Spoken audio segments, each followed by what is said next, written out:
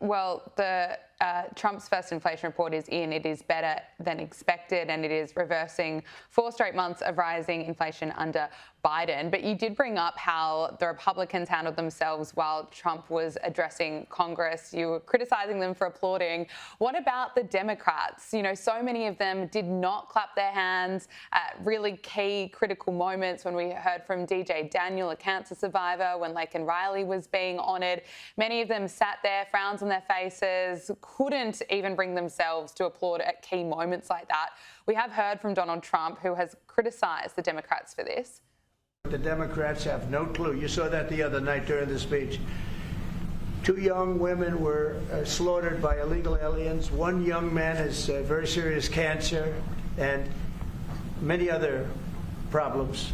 When you look at the people up there, they all had difficulty, very serious difficulty. But when we're talking about 2 young girls, beautiful young girls, Laken Riley, you know the whole story. That evening was a disaster for the Democrats, in my opinion. And I would mention, and I'd see 2 mothers that were inconsolable as they stood, crying.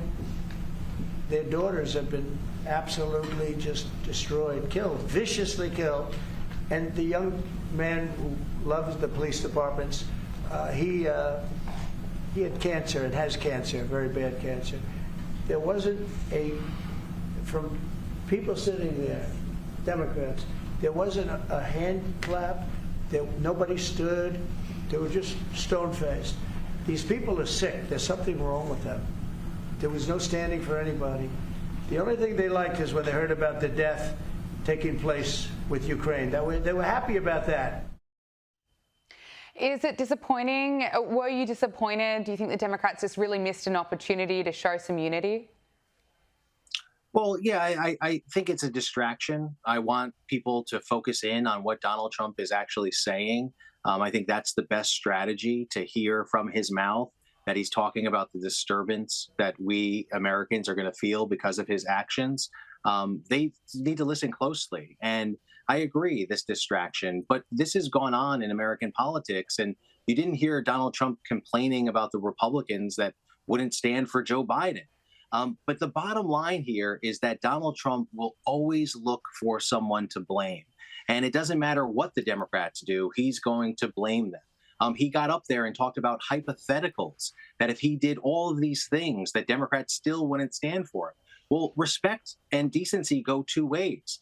In that speech, you had the president of the United States calling these elected Democrats lunatics. He said that. So I agree that it was not right for the Democrats to be disrespectful. And just like it's not right for Donald Trump to be disrespectful to other politicians. So I think we should all gather in and demand more from our politicians to treat both of these offices, whether it's Congress or the President of the United States, with the level of decency and respect that that office deserves. I think it does no one any service to have that type of that disrespect in any chamber. And I think most importantly, it's just a distraction from the real messages to say, what is going on here? And Donald Trump will spend his time blaming instead of actually talking about the policies that he's putting forth and what they're going to do. David Carlucci, we have to leave it there. Really appreciate you joining me on Power Hour. Thank you for your time. Great to be with you. Thanks.